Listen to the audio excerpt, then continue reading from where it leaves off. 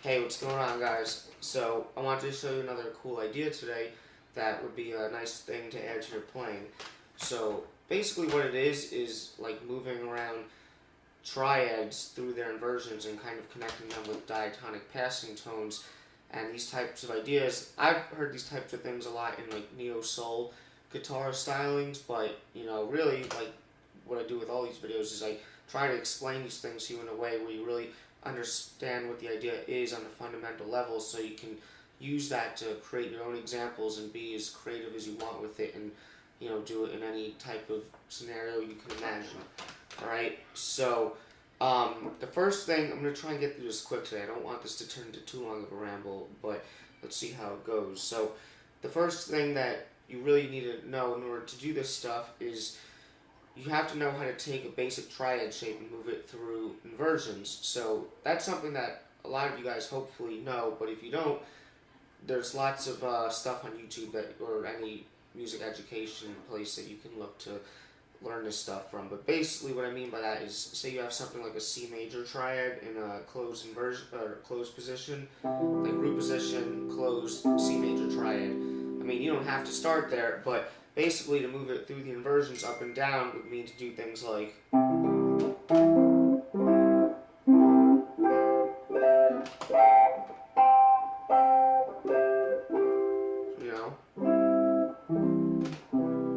stuff like that. Okay, root position, first inversion, second, then root again, so on.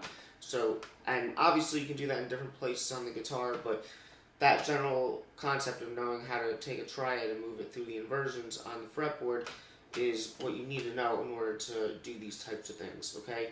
So, in terms of the variations, or how you basically construct these little flowing lines, there's really 4, maybe 5 parameters that you have to kind of choose what you want for each one of them, and that'll kind of determine how the unique variation turns out, okay? So, the first parameter is what's the actual triad that you're going to use.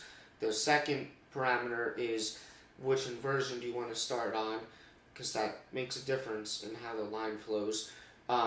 The third parameter would be like which of the voices in the triad shapes or inversions do you want to be the moving melodic voice, meaning like if you have, say you have this triad in root position, that lowest note would be the low voice, the lower voice, this is the middle voice, and that would be like the upper. So which one of those do you want to melodically connect with passing tones, basically?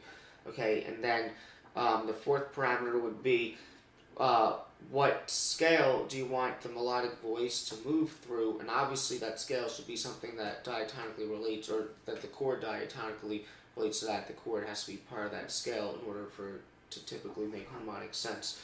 And then the last thing, which isn't really that big of a deal, but it's still something, is do you want the line or the triads to be ascending through the inversions or descending through the inversions? And they both have cool things when you explore them, okay? So to give you a first example to kind of show you, this type of stuff is we're going to say that we're going to use a C major triad, so that's our triad. The inversion we're going to start on is going to be the first inversion, which means I'm going to start with it here, okay? Now, this isn't the only first inversion C major triad in closed position on the guitar, nor is it the only place to even play this specific octave, but you just want to pick a starting point, okay? There's obviously lots of different ways you can do this. So then what I'm going to say is I want the upper voice, so that would be that part of that triad, to be the melodic moving voice that's going to connect through the inversions. And then I want the scale to be a C major scale, which is the first most obvious choice if we're dealing with the C major triad. And then we're going to make it ascending, okay? So, again, now you need to kind of know your theory and your triads in order to kind of figure out these patterns that I'm doing here, because I'm not tabbing this out right now, but like this first one I'll kind of go through slowly to kind of break it down. So, we have this C major triad, alright? Now, if we're ascending and we're moving to the inversions, after this first inversion, we have that second inversion. You're taking the E there and moving it on top there, okay? So from here to here, the two melodic voicings are that, and in a C major scale, it's basically a root and a third. So obviously you're going to connect them with the diatonic passing tone D, which is the second. You're basically just going through the scale, 1, 2, 3. Okay, now I'm not going to talk too much about technique here, but you do want to focus on technique. But two little points I'll make about technique is first, it really depends on the tempo that you're doing these at and the feel or how you want it to sound. But a lot of times it sounds better to make sure you can keep the rest of the chord ringing out as much as possible. Or, you know, because if it kind of like goes off, when it's quicker, it's not as noticeable, but it's just something to keep in mind if you really want to get it clean. And also, when I do these types of runs at like faster tempos, which you'll see later, I'll do them a lot of times depending on how they fit under my fingers with hammer-ons and pull-offs and like stuff like that, as opposed to going. But they both work. But just keep these things in mind. Okay, so to start this line, we had first inversion. Okay. Now from there, this second inversion is going to go to the root position, C major triad, but we got to connect it because this was the melody note here. I'm sorry. Then to that, so it's going. So basically, that's the third and the fifth. So we got to put the fourth of C major in between. So, or okay. So far we have this.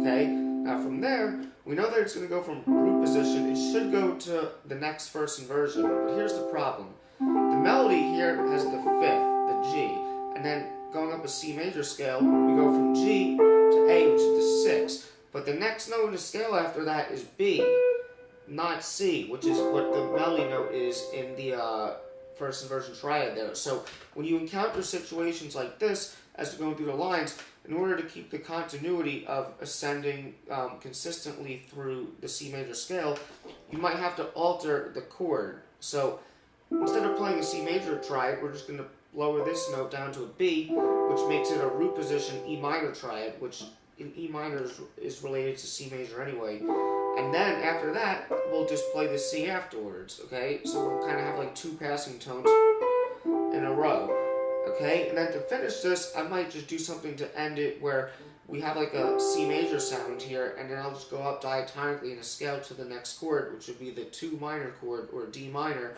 and I'll just do like one of these, like D minor hammering onto the 9 type sounds, okay? So this whole idea,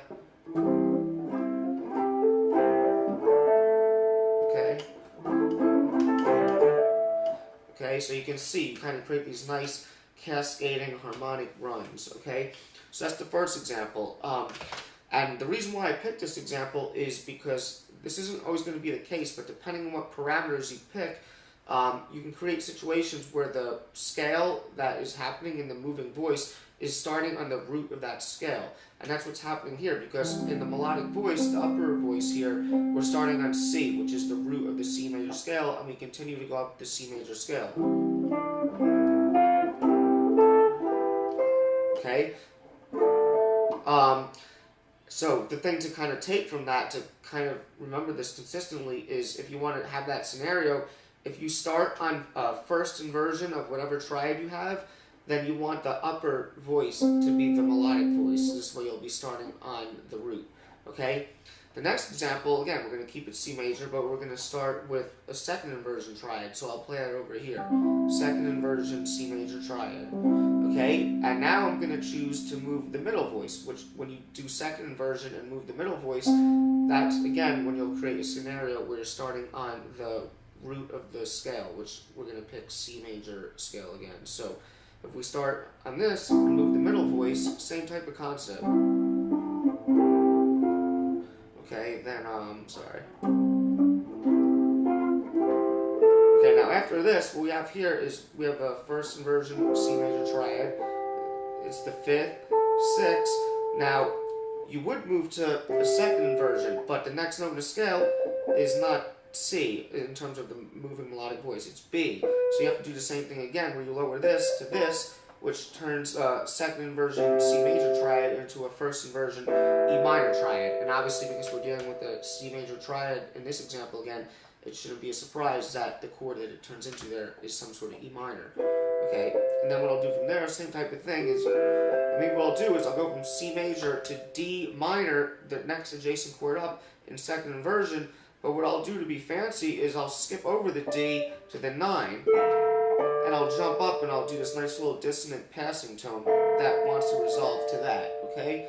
So this example, and I know I'm not really working these out for you, you just have to kind of get the concept and work it out yourself, which, again, in my opinion, there's nothing wrong with like ripping off a line that was notated or tabbed out for you and just getting it into your playing. Nothing wrong with that at all, but I think a lot of times when you really understand the concept where you're able to work out these ideas on your own, in the end, you'll have it way better internalized, in my opinion, if you care for that to happen. Okay, so this second example, again, it's ascending second inversion C major triad, moving the middle voice through a C major scale. Sorry. A little sloppy, but you get the idea.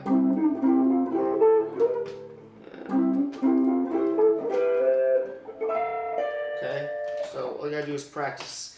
Okay, the next example is we're going to start with a root position C major triad, but I'm going to descend, and I'm actually going to start with it up here. Okay, so when you start here, you're starting on the root if you move the lower voice, okay, but I'm going to descend. But when you descend, you create these scenarios where after this first triad, the following triads, we're going to start with the passing tone moving to the chord tone.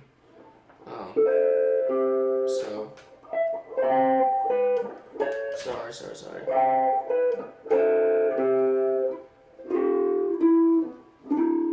Okay, so you see how I'm starting on the passing tone because that would be the next note in the descending C major scale. Okay, that's another nice one. So those were 3 basic examples with major triads, but you can do the same thing with minor, and I showed you which inversions and which combinations of inversions that you start with and which voice you choose to be the melodic voice. That'll give you scenarios where you're starting on the root note of the scale. But it doesn't always have to be that way, which you'll see in this other quick example I want to show you here, because even those things alone that I just showed you, like those are the basic sort of harmonic runs. You just want to, practice different ones in different combinations and get some nice ones under your fingers. But in terms of how you use them, you gotta know how to be creative with them and feel them out rhythmically. Weave them in and out of your line. So I had this little example where maybe I'll do it in the key of E flat minor. Okay. So I'll do something where I might start with like an E flat minor 7 chord, and I'll do that little pull off over there.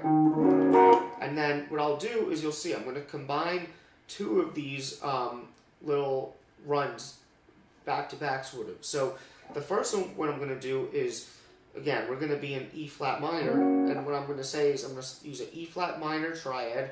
I'm going to start on root position E flat minor triad, and I'm going to decide to move the middle voice, okay, and it's going to ascend, and the scale is going to be C Dorian. So now I'm being particular to the modes. Now here's the thing, because I'm moving the middle voice in this example, which would be like that to that, basically moving up as E flat Dorian scale. But if you remember before, when we start on a second inversion triad and use the middle voice, you'll be starting with the root. But because we're starting on a root position triad here, and we're moving the middle voice, you're not going to start in the root of whatever scale you're thinking, which I'm thinking E flat Dorian.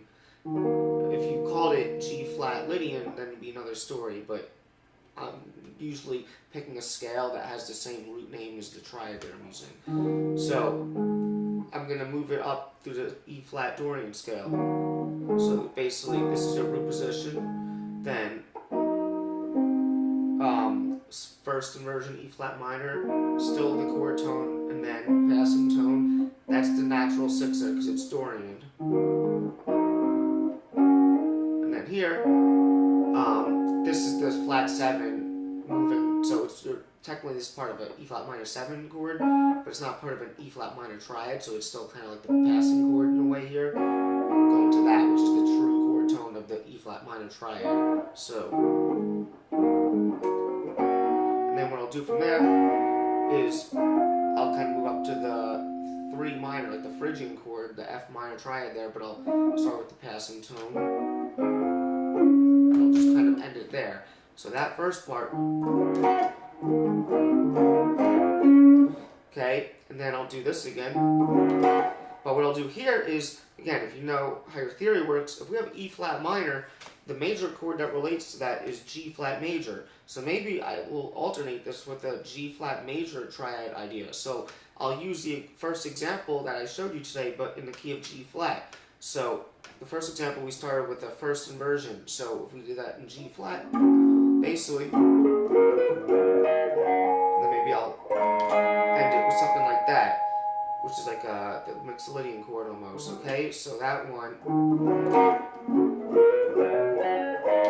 Okay, so you can see now, all you have to do now is practice, obviously, and the thing that's going to make it sound good is when you really have it rhythmically tight and it's just falling in that pocket and it grooves. Now, I'm probably going to do this pretty sloppy right now, that's why I'm even trying to do it slow, but...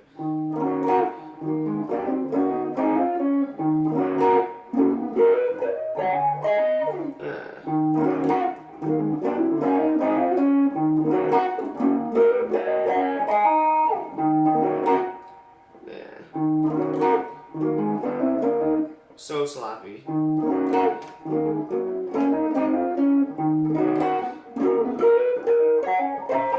You know, but you get the idea. You can see how I'm kind of working them into a groove. I'm kind of doing it in a way where I'm looping it almost as if it's a rhythm guitar part, but I think you get the idea. Really understand those parameters. If you understand how to build triads, like I said in the beginning, and what the little parameters are that you're choosing to make a unique variation, all you gotta do then is figure it out and put in the work and be consistent with your practice. And at first it'll seem kind of hard to move this stuff around, but that's obviously why you practice.